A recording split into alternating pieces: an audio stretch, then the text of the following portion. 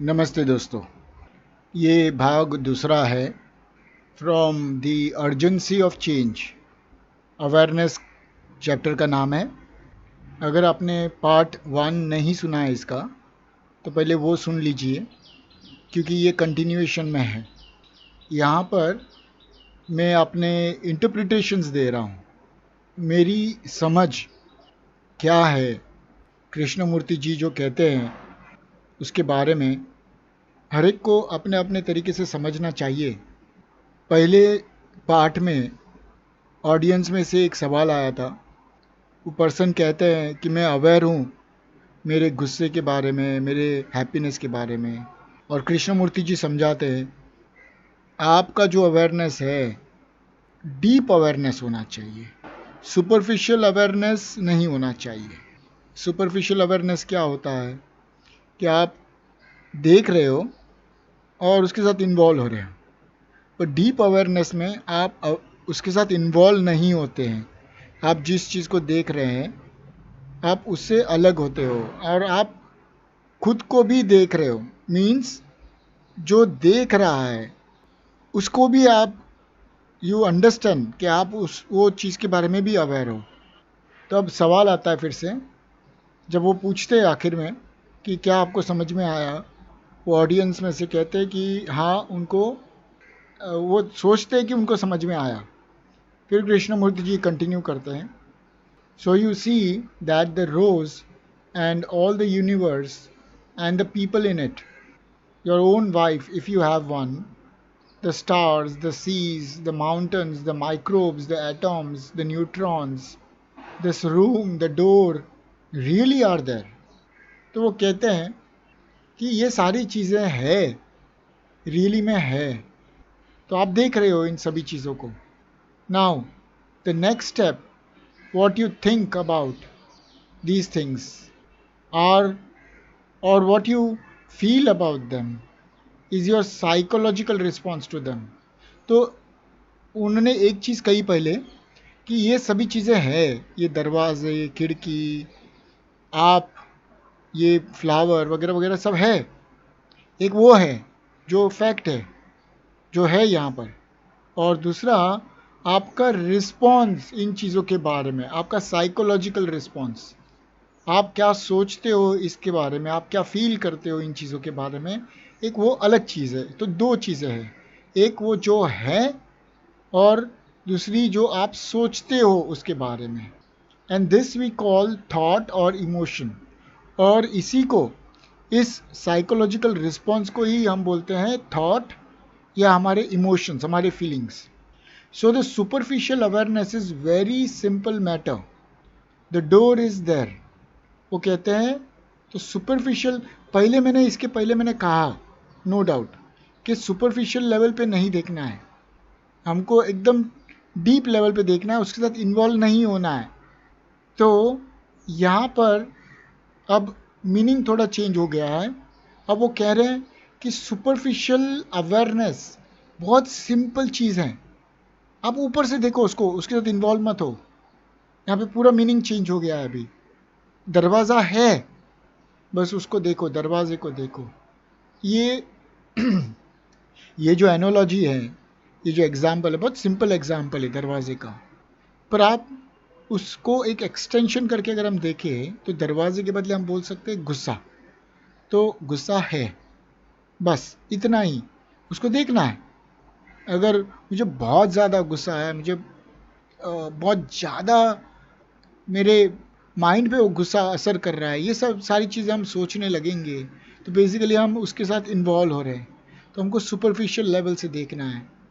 But the description of the door is not the door.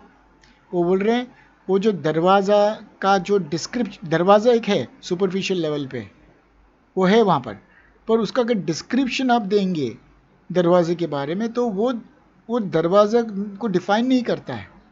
जैसे हम बोलेंगे मेरा गुस्सा है, तो वो मतलब मेरा गुस्सा बहुत ज़्यादा है या मुझे कम गुस्सा आ रहा है, बट गुस्सा है, तो आप डिफ़ाइन कर रहे हो गुस्से को। तो उससे आपने क्या किया, साइकोलॉजिकल रिस्पॉन्स आपके डाल दिए। तो उसमें जो एक्चुअल गुस्सा है उसको तो आप देख ही नहीं पा रहे हो, बट उसके साथ में जो आपने इमोशंस डाल दिए, अब उसको देखना चालू कर दिया है आपने. And when you get emotionally involve and when you get emotionally involve in the description, you don't see the door. Exactly यही कह रहे हैं. जब आप अपने इमोशंस डाल देते हो, जो चीज़ को आप देख रहे हो उसके अंदर आप साइकोलॉजिकली इन्वॉल्व हो जाते हो, तो फिर वो चीज़ देखना बंद कर देते हो. तो पहले तो आपने शुरू ही किया था उसको देखना, बट इमीडिएटली आपके माइंड के थॉट्स आ जाते हैं उसमें, और आप भटक जाते हो उसमें से, और फिर आप वो चीज़ नहीं देखते हो जिसको आप देखना चाहते हो. इंस्टेड आप उसके सारे रिलेटेड चीज़ों को देखते हो ना. बहुत सिंपल है, ये समझना बहुत सिंपल है. बट एक्चुअली जब हम बैठते हैं, ज़रूरी नहीं कि बैठना है, जब हम देखना शुरू करते हैं तो ये बहुत डिफ़िकल्ट हो जाता है. मुझे नहीं लगता कि इवन 20 सेकंड्स 10 सेकंड्स के लिए हम इतना फोकस से देख सकते हैं कि हम अनरिलेटेड चीज़ों पे नहीं भाग जाएं. जिस चीज़ के लिए हम देख रहे हैं, जिस चीज़ को हम देख रहे हैं उसके साथ रहना है, बिना उसमें इन्वॉल्व हुए. तो फॉर एग्ज़ाम्पल, अगर मुझे सर दर्द है तो मैं कितना अनकंफर्टेबल हूँ, मुझे वो नहीं चाहिए, मुझे वो दर्द दे रहा है. अब ये सब मैं सोचना चालू कर दूंगा, मेरे साइकोलॉजिकल रिस्पॉन्सेज आ जाएंगे इसमें. तो वो जो माइंड के अंदर जो पेन है, वो जो थ्रॉबिंग, जो बीच बीच में पेन आता है जाता है, पेन आता है जाता है, जो हेडेक है, सर दर्द है, तो अब उसको मैंने देखना बंद कर दिया और मैंने मेरे इमोशंस को देखना चालू कर दिया. मुझे नहीं चाहिए, मुझे कुछ दवा ले लेनी है, मुझे कुछ समझ में नहीं आ रहा है, मैं बेचैन हो रहा हूँ, सर दर्द बहुत ज़्यादा हो गया. एक्चुअली ये मैं खुद मेरे लाइफ में करता हूँ कि मैं, अगर पेन है तो मैं वो पेन को देखता हूँ, बट वो इजी नहीं है, इतना इजी नहीं है देखना.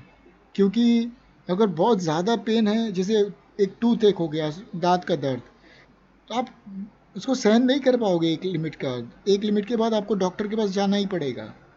बट क्या आप इमीडिएटली एटलीस्ट उस चीज़ को देख सकते हो थोड़ी देर तक? सर दर्द, थोड़ा कम पेन की बात करते हैं. बहुत ज़्यादा पेन होगा तो जाना ही पड़ेगा, उसका सोल्यूशन निकालना ही पड़ेगा, अवॉइड नहीं कर सकते हैं. पर हर एक चीज़ को आप अगर उसको दबा देते हो तो कैसे देखेंगे आप? आपको ये सारी चीज़ें मौका मिलता है, आप अवेयर हो, आप कैसे बैठे हो, आपका बैठना, आपको आपके आप चेयर पे बैठे हो, कैसे फील हो रहा है, आपका बैक टच हो रहा है चेयर को, आपके हाथ कहाँ पे रखे हुए हैं, आप क्या सोच रहे हो, आप क्या थॉट लेके आ रहे हो जब मैं बात कर रहा हूँ. बहुत फास्ट होता है ये प्रोसेस, और इसके लिए बहुत हाई अवेयरनेस चाहिए इसके साथ रहने के लिए. हम जब पढ़ाई करते हैं, जब हम कुछ पढ़ते हैं, समझने की कोशिश करते हैं, तो घड़ी घड़ी हमारा माइंड भटक जाता है. तो जो चीज़ हम कर रहे हैं वहाँ पे फोकस ही नहीं है उसके साथ, बट उसके साथ रिलेटेड सारी चीज़ें हमारे माइंड्स में आना शुरू हो जाती है और हम भटक जाते हैं, और फिर जो हम कर रहे हैं उसके ऊपर ध्यान ही नहीं देते हैं. इसी तरह से जब हम हमारे एंगर को देखते हैं, फियर को देखते हैं, फियर बहुत एक बड़ी चीज़ है हर एक के लाइफ में, अलग अलग किस्म के फियर्स. बट अगर हम तोड़ना चालू करें कि मेरे को ये फियर है, उस चीज़ का फियर है, तो फिर से हम भटक रहे हैं. तो कमिंग बैक, हमको फियर पे ही फोकस करना है. अभी फियर भी क्या है? It is just a thought. तो क्या हम देख रहे हैं एक्चुअली उसको? उसको पकड़ने की कोशिश करना है उस चीज़ को कि क्या है ये fear. This description might be a word or a scientific treatise or a strong emotional response. None of this is the door itself. फिर से वो स्ट्रेस करते हैं इस बात पर कि आप उसमें कुछ भी जोड़ दो, आप शब्दों को जोड़ दो, कोई भी एक साइंटिफिक वर्ड को जोड़ दो, या उसके बारे में बहुत कुछ लिखो, या आप एक स्ट्रॉन्ग इमोशनल रिस्पॉन्स भी दे दो, तो बहुत ब्यूटीफुल डोर है, बहुत बड़ा डोर है, और अमेजिंग कार्विंग है उसके ऊपर, या ऐसा कभी डोर आपने देखा नहीं है, कलर उसका अच्छा है, पर वो फिर भी वो दरवाज़ा नहीं है, वो उसका डिस्क्रिप्शन है. This is very important to understand right from the beginning. अब तीसरे बार वो जोर देते हैं कि यही चीज़ को जानना समझना बहुत इंपॉर्टेंट है। इसके पहले जो उन्होंने कहा कि the description is not that thing that is being described. This is very important to understand right from the beginning. If we don't understand this, we shall get more and more confused. अगर यही चीज़ को हम नहीं समझते, इस distinction को, superficial level के distinction को और इन्वॉल्वमेंट के लेवल को, मीनिंग अगर हम चीज़ों को जैसे है वैसे नहीं देखते हैं और उनके साथ इन्वॉल्व हो जाते हैं, तो हम और ज़्यादा कंफ्यूज हो जाएंगे। और ये एक्चुअली में होता है, हर वक्त होता है हमारे साथ। तो यहाँ पर एक सॉल्यूशन दिया है इन्होंने। फिर वो कहते हैं the description is never the described. तो जो चीज़ का हम डिस्क्रिप्शन दे रहे हैं, जिस चीज़ के बारे में हम बात कर रहे हैं, वो चीज़ नहीं हो सकती है। जैसे पेड़ के बारे में हम 50 चीज़ बोल सकते हैं। बड़ा पेड़ है, बहुत सारे फल है पेड़ पे, ग्रीनरी है, वगैरह वगैरह, पर वो पेड़ नहीं है, वो उसका डिस्क्रिप्शन है। Though we are describing something even now and we have to, the thing we are describing is not our description of it. So please bear this in mind right through our talk. अभी ये बहुत beautiful बात कही है इन्हें कि पहले तो वो कहते हैं कि the description is never the described, और फिर हम वो ये भी कहना चाहते, बहुत क्लियर कर रहे हैं यहाँ पर, कि यहाँ पर भी तो डिस्क्रिप्शन ही हो रहा है। वो ट्रूथ के बारे में डिस्क्राइब ही किया जा रहा है कि कैसे उसको समझना है, उस फियर को समझना है, तो डिस्क्रिप्शन दे रहे हैं। यहाँ पर भी एक एक्सप्लेनेशन दिया जा रहा है। बट वो कहते हैं कि ये भी जो डिस्क्रिप्शन दिया जा रहा है वो चीज़ वो नहीं है। अगर फियर को कैसे समझना है उसको बता रहा हूँ मैं, तो वो फियर नहीं है। हम फिर से भटक रहे हैं, तो आपको देखना है, बस वो फियर को देखना है एज इट इज़, ऊपर से। जैसे एक दरवाज़ा जैसे है, जैसे एक रोज़ है, रोज़ को रोज़ की तरह देखना है, वहाँ पे पड़ा है, देखना है बस। वो कहते हैं कि ये चीज़ को पूरे प्रवचन में, पूरे टॉक के द्वारा, ड्यूरिंग दिस टॉक, इसको आपके माइंड में रखना है कि the description is not the described. Never confuse the word with the thing it describes. कभी भी शब्दों को आप बीच में मत लाइए। वो जो चीज़ के बारे में कुछ डिस्क्रिप्शन दिया जा रहा है उसमें आप शब्दों को मत ऐड करिए। The word is never the real. शब्द कभी भी सच्चे नहीं होते हैं, वो रियलिटी नहीं है। And we are easily carried away when we come to the next stage of awareness, where it becomes personal and we get emotional through the word. फिर वो कहते हैं कि हम बहुत आसानी से इस चीज़ में बह जाते हैं, इन शब्दों में अटक जाते हैं, फंस जाते हैं।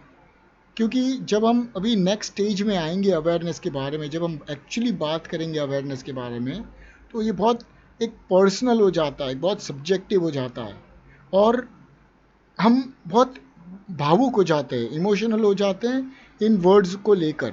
क्योंकि हमको और क्या मालूम है वर्ड्स के अलावा। पर कृष्णमूर्ति जी कह रहे हैं कि डिस्टिंक्शन करना बहुत ज़रूरी है, वर्ड्स को सेपरेट रखना है। वर्ड्स को ये ऐसे नहीं देखना कि ये वर्ड्स वो चीज़ है। मीन्स अवेयरनेस शब्द अवेयरनेस नहीं है। धन्यवाद।